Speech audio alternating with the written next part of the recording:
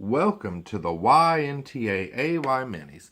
I'm Chris Smith, and today we're talking about Days of Our Lives because it is the 6-month anniversary since Ron Carlivati took over as head writer.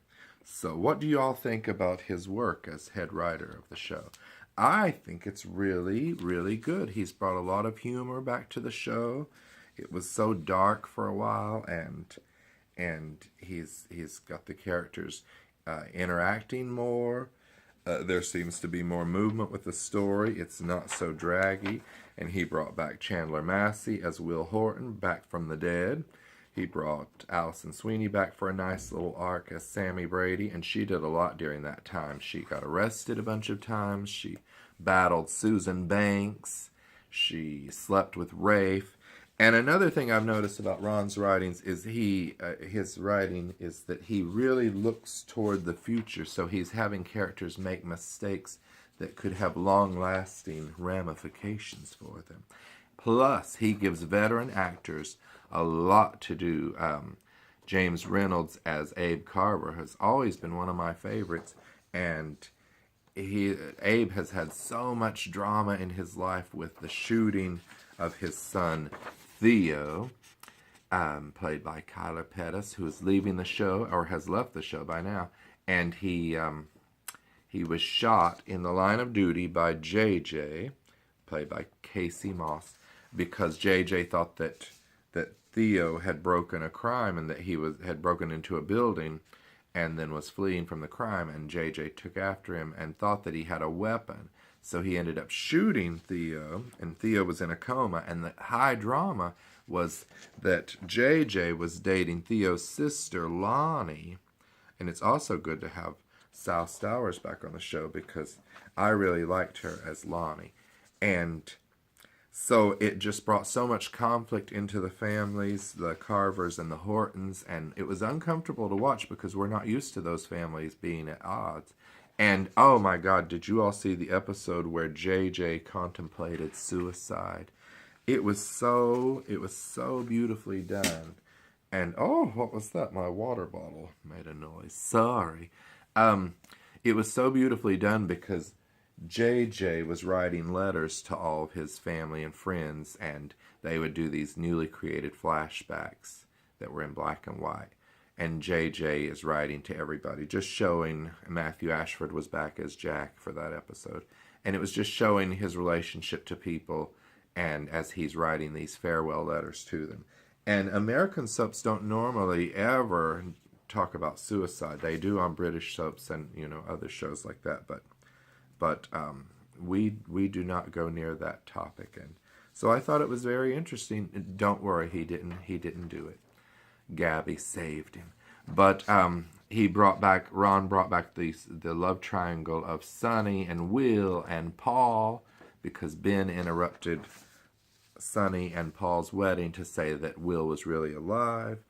And that's been high drama because Will is now attracted to Paul. He's more drawn to him because Paul doesn't have all these, he isn't so desperate for Will to remember who he is. Oh, did I not mention that Will has amnesia? Well, he does. I love soap operas. They're so much fun. Cassie DePaiva is back as Eve Donovan, and I couldn't be happier about it.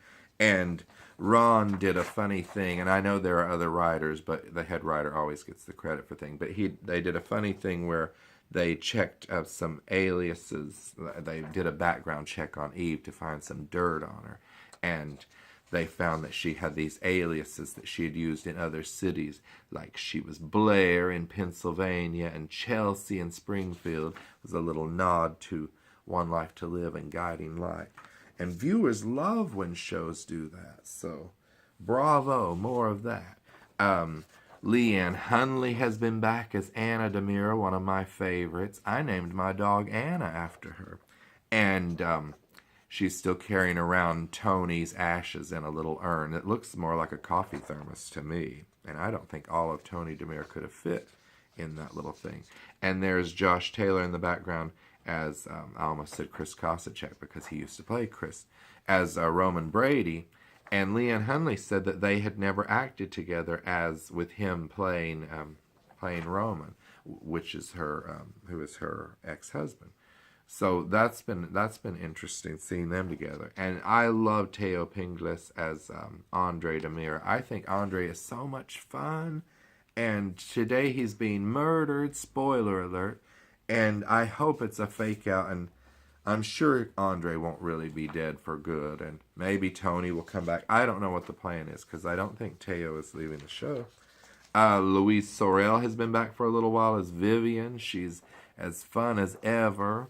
And she brought back hers and Stefano's son, Stefano Demira. That's Stefan Octavius Demira.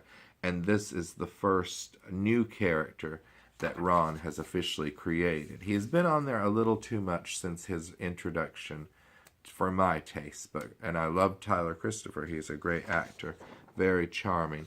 But it's a little too much like the Deimos story, where Deimos, we had never heard of, came and sort of took over the Kyriakis business and the Kyriakis house, and now here is Stefan doing the same thing. Now, speaking of the veteran actors getting a lot to do, Judy Evans was the first major one, and Brian Datillo as Adrian and Lucas, because when Ron took over, he had Bonnie Lockhart come back, and she is Adrian's lookalike, and she took over her life and locked poor Adrian up in prison, and she kept getting put into solitary confinement, so she couldn't get the prison people to believe that she wasn't Bonnie. It was very funny, and I love that dress that she wore in this scene. It was so funny. And then poor Lucas fell off the wagon and started drinking heavily, and Ron's writing gave him so much drama to do. I mean, wow. I'm really impressed by Brian Datillo's work. And he was so upset about being dumped by Adrian, and about Will's death, which it was sort of a delayed reaction, because when Will first died, the people were sad, but then they moved on very quickly, and I didn't like that. That was poorly written. Sorry. That was back at the 50th anniversary. Eric Martsolf has had a lot to do as Brady. Brady has also turned to the bottle and has really gone to his dark side. But it's very fun for that character.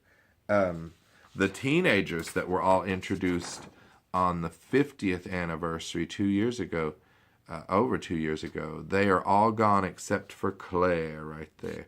And now there's a new Sierra in town, and she has great hair. And she's a really good actress too. So we'll see what happens with that.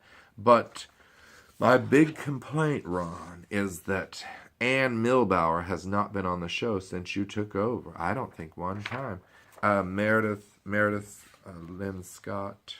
Meredith, yes, that's her name, right? Meredith Lynn Scott. She is so marvelous as Ann Milbauer, and I hope that she will come back. Maybe she's making a movie or something, but I really miss her character, and I thought she had great chemistry with Lucas, and my theory was that she was really a virgin, like an older virgin, which would be such a good storyline, and that she was all talk. You think she's like this lady of the world, but Lucas just makes her weak in the knees. I thought that would have been such a fun storyline, so I do hope that Anne comes back. Anyway, that's what I think of the first 6 months of Days of Our Lives. There's a lot that I didn't get to talk about, like Steve and Kayla. They've had a lot more to do, and John and Marlena, but we'll talk about Days of Our Lives some more and keep watching Ron's work. Okay, goodbye, everybody. Thank you for watching the YNTAAY Minis. Where's my switch? There. Okay, goodbye. Keep watching Days.